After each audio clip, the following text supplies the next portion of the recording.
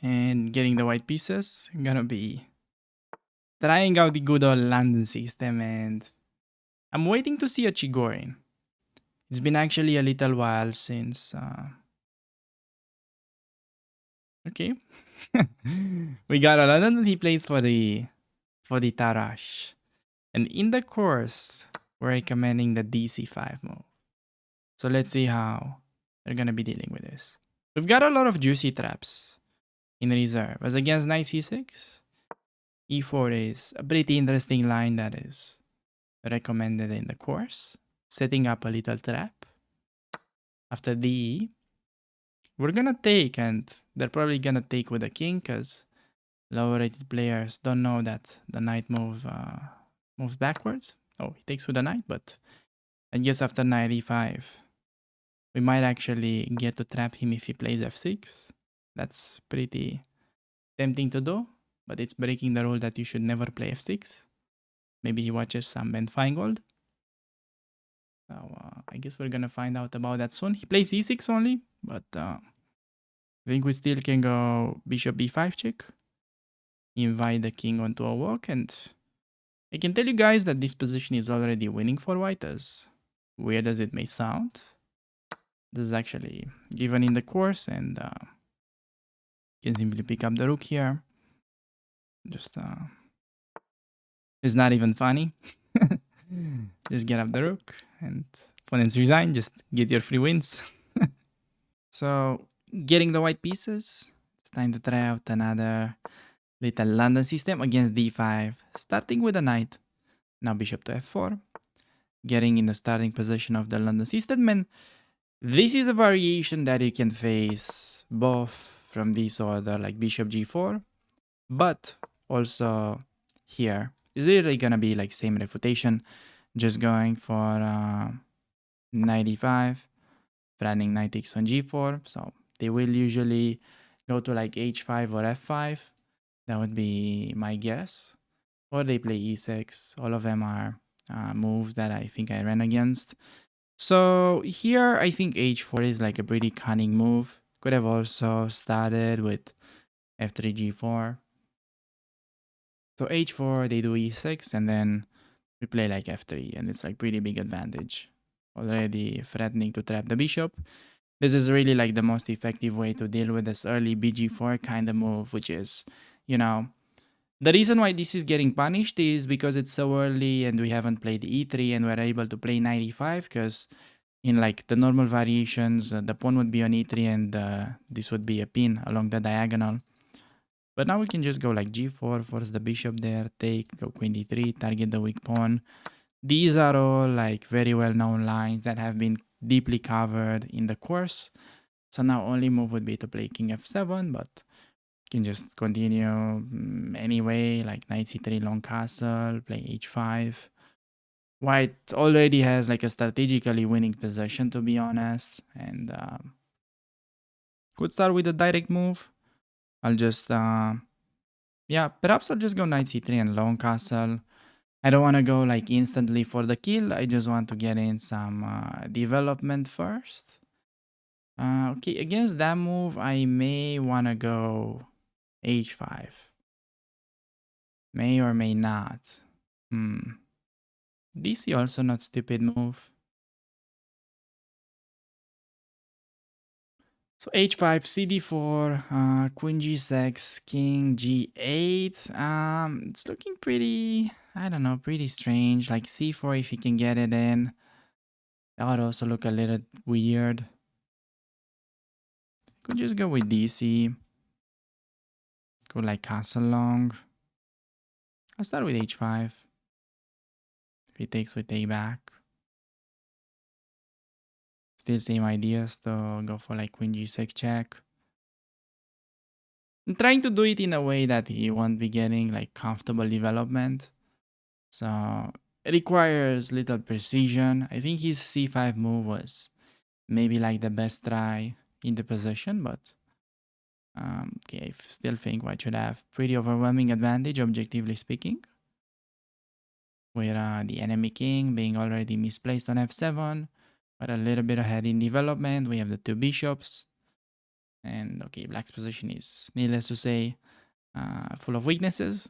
So let's see how he deals with h5. He could either take or play g5. Um, so yeah, I don't know. Taking a bit of time for this decision. I think it would be best for him to keep it close with g5, but I might be wrong. To me, intuitively speaking, it feels like g5 is a bit better because GH, well, it's basically a similar position, but we have open G file that we could perhaps try to use to our advantage. And yeah, it does listen to my advice and goes G5. I could check and then could go bishop takes on B8, long castle. That's a bit of like a speculative answer. Hmm. Yeah, could be good enough. Who knows? Could also maybe just take and do long castle. I think I like to just throw in the check, take on b8 so that we get pretty quick development. This is not like such an ideal trade, but I feel like it could be good just because we get quick play. Maybe that's actually a pretty big mistake. But yeah, I think it's okay. Maybe not big mistake, but definitely double-edged decision. That's what I'm trying to go with this. Just to go like rook b8, we castle long, and it feels like it should be a good position for me, but not super easy to proceed. It's like not the most standard position ever. For instance, he could give a check. I'll just play king b1. My bishop is still struggling to enter the game, but so is his rook. So we'll see. Against the check also, e3 could be an idea to sack the pawn and open up the bishop, but I don't think we need to go for these kind of like extreme measures already. So yeah, maybe for him b5 would be like a move in this position. Probably play king b1 and then he goes b4. I have to play knight a4, he goes bishop e3. Okay, I mean, I don't really like that situation because my bishop is gonna be pretty blocked. So perhaps for him it's already about playing bishop e3 with d4. That would be, I think, sort of good for him. Just check and then push the pawn to d4. Not sure if he can keep that blockade for long, but if he can, then it's probably a bit problematic. Now, do I want to sack the pawn? I think I kind of want to sack the pawn here. It's gonna look odd, but I really want to get the bishop opened up. Because if he gets to set up a blockade, he can get pretty tricky. So I just want to have my bishop opened up.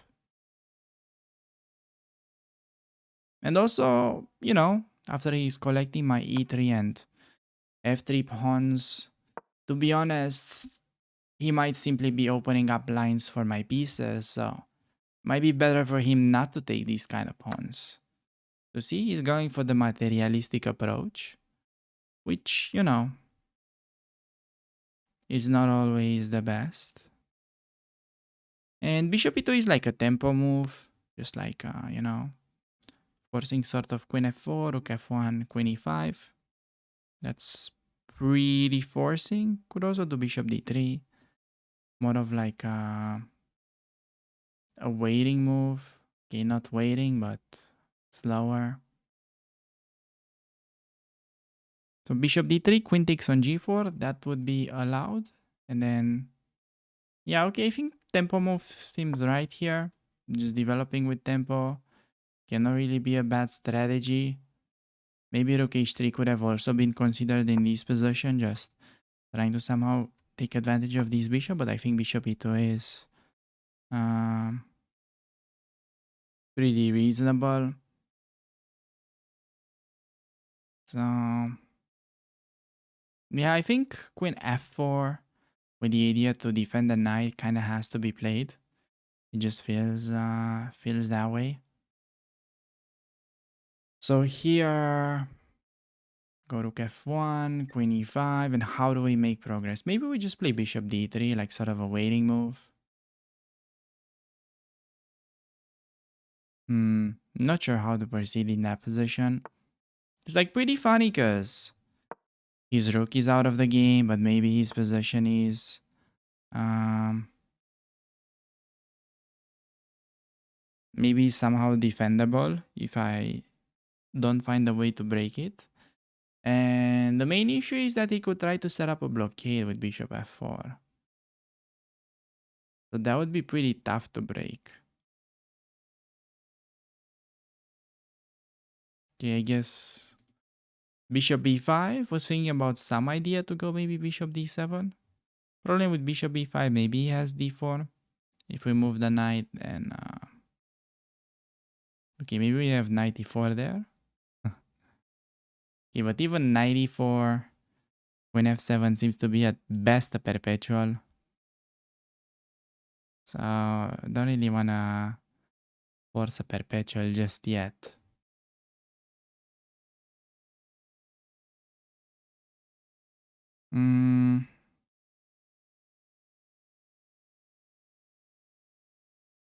Yeah, I'm not sure we have anything versus d4. So perhaps just bishop d3 and try to keep somewhat of a solid position. Idea to go rook d1, try to go for the pin. Still quite messy. Again, I think the position should be relatively unclear, perhaps close to equal. But yeah, that's mainly because, okay, we're like down 2 pawns, but his rook is completely out of the game. And his king is a little weak. So I think these 2 pawns should kind of, we should have enough compensation to hold, but not sure if more. But we'll see. Like, the thing is, if he goes for something like d4, I think he's overextending. But also, it feels like it's not easy to break this blockade after he plays like bishop f4, let's say. In this position, I think this is kind of mandatory for him not to allow rook d1. Like, taking the pawn, I think, is just running into mate, because h7 is now covered by the bishop, and let's see. Yeah, bishop f4 played, like I said. Rook d1, just hitting the queen. Queen has to step back to like d6, keeping the e6 pawn protected. And after that, do we have like rook f4 ideas? Queen f4, rook e6. That looks super interesting actually. There will be queen g4 with idea to go queen g1. Also could do knight b5, which I think I like kind of better. Just hitting the queen with a tempo and preparing to play knight d4, bring more pieces for the attack. I think I like that idea. Queen d7 I'm expecting from my opponent. Then I'm gonna play knight d4. Okay, queen e7 I'm not a huge fan of because the queen is placed behind my rook, which is generally not the greatest idea. Also have now this option with bishop f5, then he's gonna be kind of forced to play e5. Can we go rook f4? Pawn takes like knight c7, queen c7, bishop e6, king f8. It's not quite working, unfortunately. Might have to just stick to simple play. Bishop f5 does look pretty interesting still. But I don't really see a way to make progress there. Maybe simply knight d4 in that position with bishop e6 check. Okay, knight d4, e5. Do we have any other alternatives? Maybe takes. And then do like knight f5.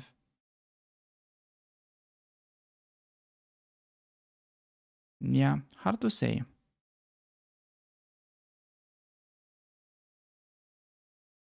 So bishop f5, e5.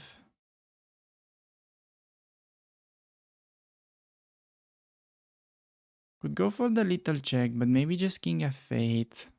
Yeah, or he could even maybe take. Okay, let's do knight d4, just sticking with the initial plan. Seems best. And okay, queen f7, just going for passive defense. But I don't think this should hold. Okay, at least he's exchanging queens.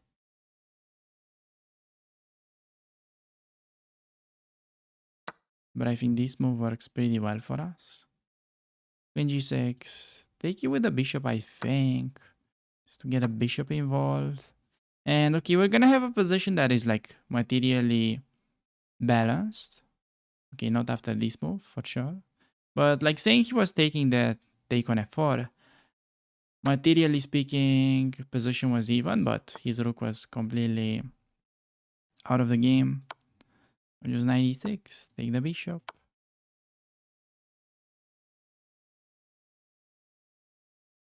Just up a rook and the minor piece.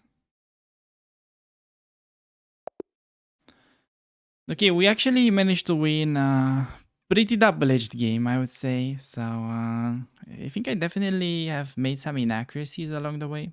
I'm actually curious to see where did we went wrong. They played c5, dc. Yeah, h5 was mistake apparently.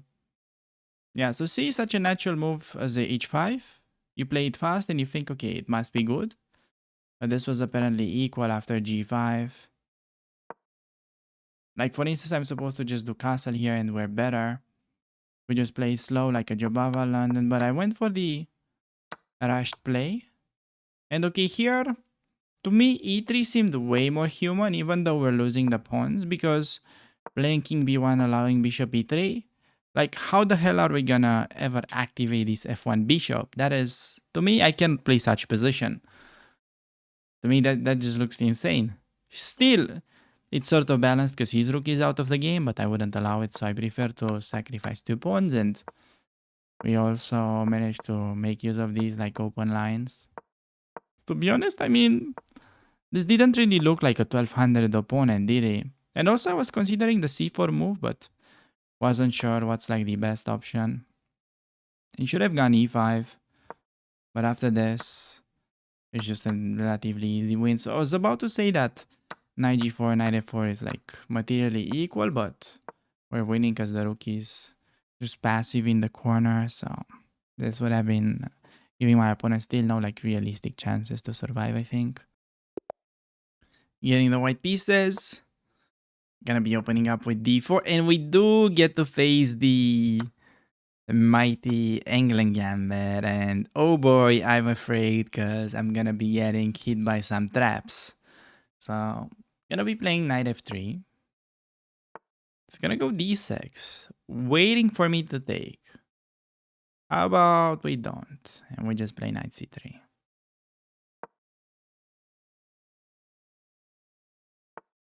Goes knight c6, and now again, just don't have to take. Let's just protect the pawn. Let's see if opponent will still have interest for the game, if we're not willing to fall for the trap. Okay, on knight e7 then, we could go takes. That is fine. There are no more traps. Yeah, will he castle? That would be funny. That would be a super big fail. If he goes castles. He has to retake. Because now my queen's protected twice. He has to retake, but now just take, and he's gonna have... He's not only down a pawn, but he also has the isolated pawn in the endgame. So, yeah, we're having an extra pawn and a better position, which is just huge. White is already completely winning. King d7. King is on a pretty weak and vulnerable square. So, knight e4 or knight b5 are definitely two moves that are quite tempting. Also think about g3, bishop h3. Probably e4 is simplest. Just e5 and open up bishop's path. Now we can use the knight with a check. Target the d6 pawn as well. So, yeah, probably just gonna take with a knight so we can hit f7 and having some knight c4 frats as well. Bishop to g4. Yeah, I can just play the move bishop e2, protecting there. Could have also taken, but I don't really want to go greedy. I'm already up like 2 pawns. Have the better position. Just need to keep it as clean as we can.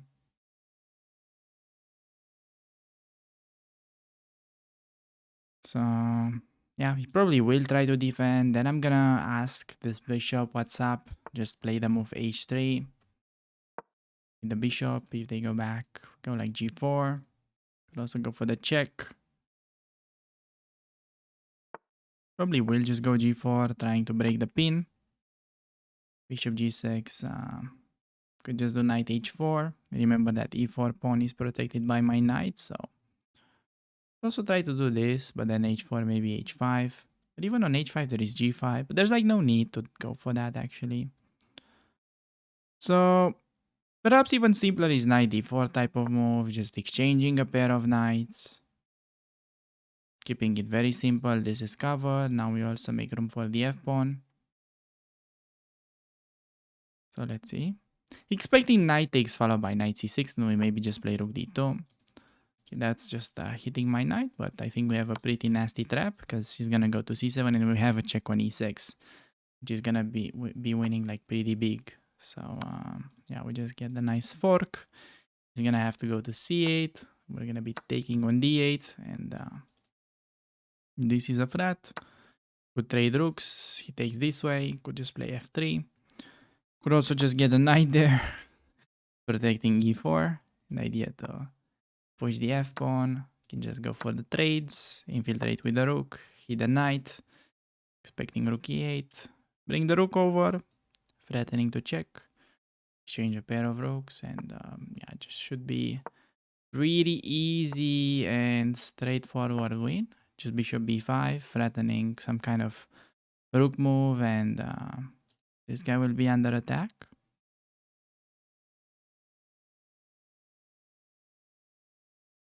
So yeah, I'm actually not sure about like a concrete threat, but maybe we could do rook d3, rook c3. And now actually this turns out to be a double attack because of my previous move. So he's supposed to do knight c6, but we can just like take twice. Having the extra exchange, having the two pawns. This should just be an easy conversion. Just rook to c3. I think I'll try rook d4, rook c4 maybe. I mean b4. But when they play this, you can just pick up the bishop. So yeah. Wherever the king goes, we're gonna be cashing in the bishop. So let's see. Would be a pretty bad time if he goes and rage quits. He still has like 4 minutes on the clock. That would be a pretty long time to wait. But I think he might. Unfortunately. Yeah, it just disconnected. Come on. Why is this happening? At least we won't have to wait like the full 4 minutes. We're just gonna be... Yeah. Half of the England players do rage quit. Okay, I see. Alright, getting the white pieces. You know that it's gonna be London system time. And we do get to face the Dutch. That is pretty funny. To be honest, I think the Dutch actually starts getting played around this ELO, but not too much. So you shouldn't be like super concerned about it. So let's see. Will it be like a Leningrad, classical, or Stonewall? So this is Leningrad. This is like classical, or this is crazy man Dutch. Is he actually trying to play g5 so we can mate? I'll just play c4. I'll just play c4, just waiting for that. I should be playing knight f3, but I feel like he's just gonna go g5. Oh my god, I should just be making this move. But I'll do c4. I really have a feeling he's gonna do that. Okay, never mind. I was wrong. But now I kind of messed up my position because this is annoying. So let's just do knight c3. Okay, so bishop b4, there is rook c1. So he does g5, I was right. But he didn't do it when I was expecting it. So I can check, take on g5, can take on e4 first as well. Yeah, I guess just go for the check. This is like simplest.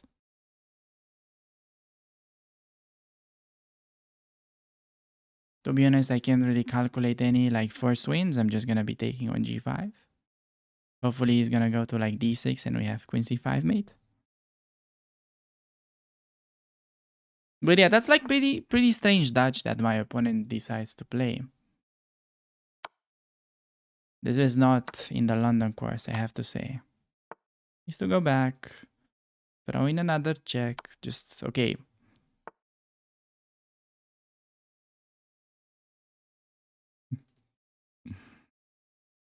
think just bishop e2, idea to check and play bishop h5. So yeah, like, to be honest, it's mainly a choice between like these moves or like e6, d5.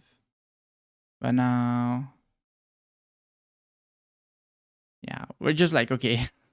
As a general strategy also, we want to keep queens on the board when his king is like so weak. So I'm just going to play like knight f3 castles. Taking with a queen on g5 for the memes was a thing.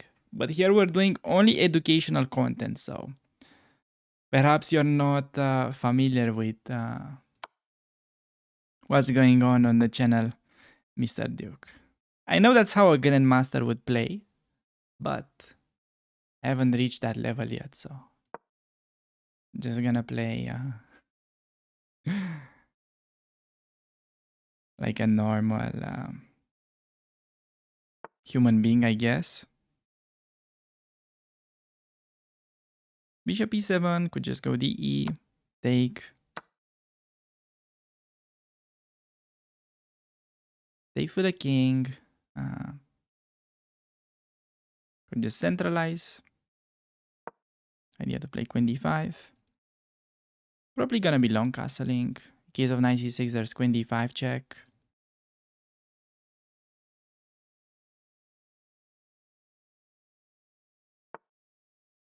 Okay, just going queen d5. Hitting the king. Idea to long castle. Okay, can actually pick up f5 as well. But I have a feeling just, ignoring that pawn and focusing on like c5 stuff might be leading to a quicker win. Because like queen f5, king d8, and it kind of speeds up development a bit, it felt like. Maybe I was wrong, but like c5, bishop b5 kind of feels crashing with knight e5. So you might need to play king d8 like anyways, but still, perhaps same c5 idea should work. By the way, did you guys see the Gukesh Aravind long castle win? It was all over Twitter today. So he like played king d7 and no, it wasn't Gukesh. It was like maybe Eric guy. I don't remember who was. No, it was Suranayat or something like that. It was Narayanan. Yeah, it was something like that. Some Indian player that I cannot pronounce his name. It was Narayanan against Aravind. So he did the thing with Long Castle winning the 20 rook on b2. That was hilarious. It's all over Twitter. Could go knight d4. I don't want to like take. I want to kind of delay it for a bit.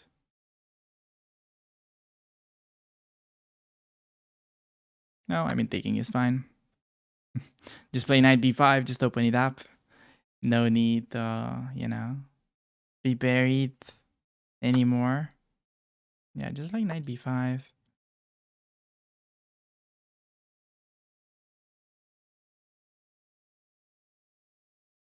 Not sure if this is like the most accurate way to play, but it does feel pretty strong because his king is caught in the middle. Now, his bishop will have to move away, but then... Now his bishop moves away. Maybe then take one f5 because it's going to be pinned. Maybe I have better.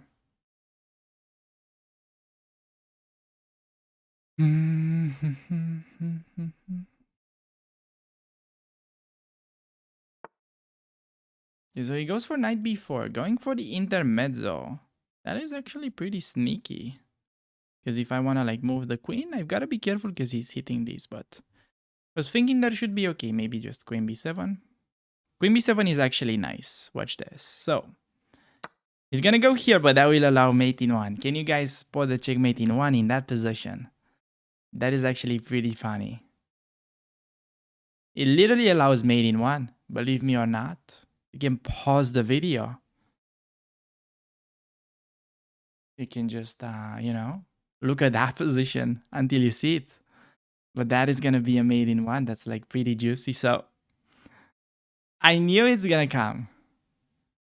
So it's basically based on the fact that the rook is spinning the bishop. And, it's actually The pawn on c7, that is not protected because the bishop is pinned. So that is literally a checkmate. So it was like pretty funny win. Hey everybody, thanks a lot for making it this far into the video. And if you're interested in checking out my London system course, will be the first link in description. So thanks again, and I'll see you around on the channel. Take care.